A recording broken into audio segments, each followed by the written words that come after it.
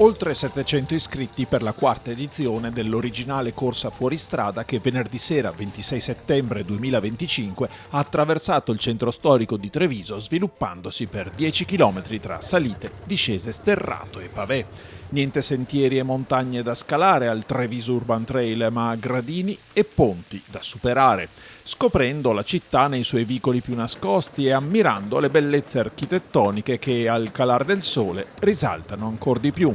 Tanti volti nuovi, attirati da una corsa originale e oramai nota, soddisfatti al termine di una fresca e diversa serata in città. Io abito da poco tempo a Treviso, ne sentivo parlare, quindi io sono un collega, quindi mi ha coinvolto. Ho iniziato a correre da un po' di mesi e la cosa mi sta prendendo e quindi me le sto passando tutte una dietro l'altra. Abbiamo visto anche noi, abbiamo notato dalle iscrizioni anche molte società, anche persone al di fuori della provincia di Treviso, quindi questo ci gratifica. Mi piace camminare e lo facciamo amatoriale, lui è costretto a farla. molto alternativa delle solite marce in città che sono tutte sul piano. Quindi divertente e poi la possibilità di scoprire qualcosa di Treviso. Molto allenante, col su e giù. Ho fatto la Corri Treviso per tanti anni e ho scoperto che c'era anche questa corsa e ho avuto il piacere di poter partecipare.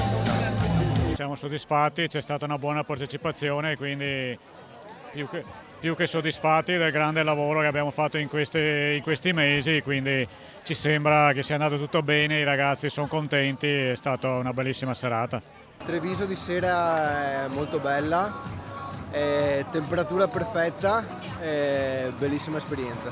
È la prima volta dopo 2 anni che non correvo. Venivano degli amici, ho deciso che riprendevo qui a ottobre e sono ripartito da qui. Abbiamo fatto quella a giugno, quindi abbiamo fatto la combo con questa Treviso Urban Trail, bellissima. Giunto all'edizione numero 4 al Treviso Urban Trail Centro Marca Banca si sono distinti alcuni atleti che con il Trail di Treviso hanno fatto l'abbonamento, chi alla seconda, chi alla terza, chi non si è perso nemmeno un'edizione. È la quarta volta, tutte le volte.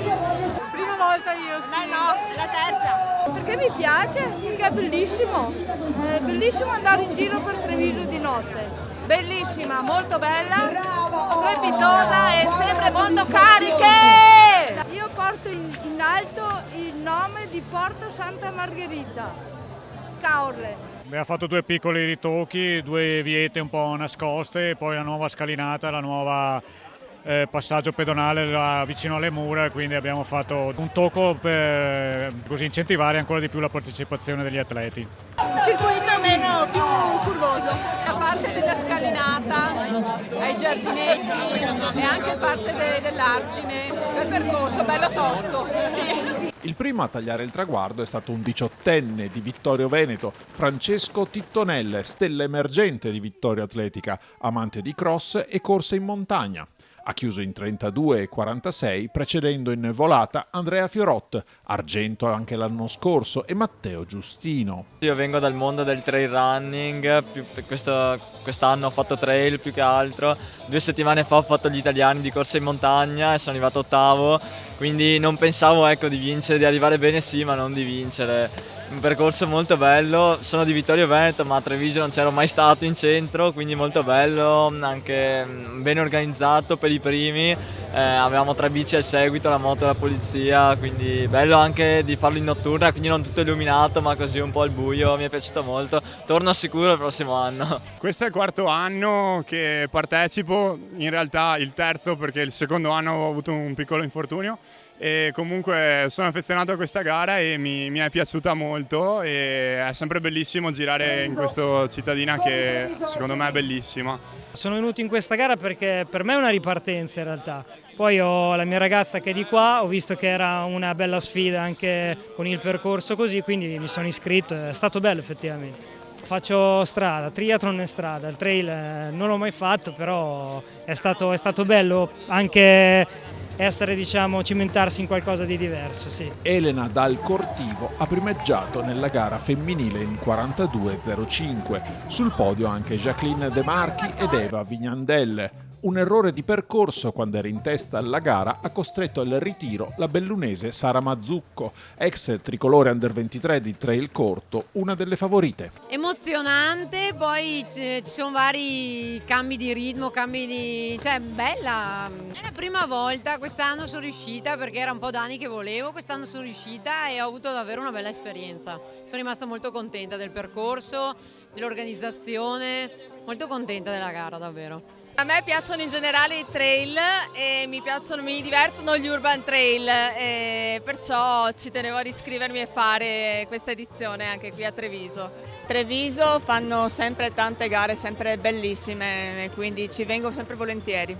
Diversa perché è molto più un percorso un po' bello, poi di notte è un'altra cosa, insomma molto bella. Mi è piaciuta, ci tornerò anche il prossimo anno.